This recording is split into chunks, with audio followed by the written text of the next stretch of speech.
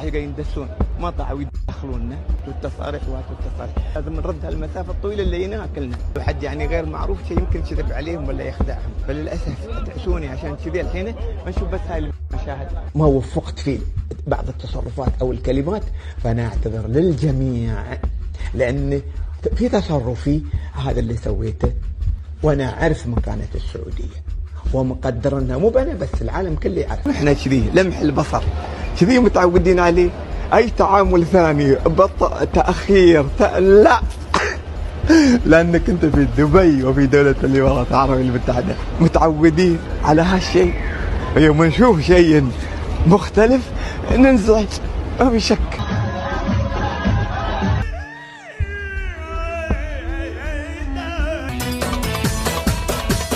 ذهب حرام للرجال. بروفات اسوي حق الجنه كلها بروفات.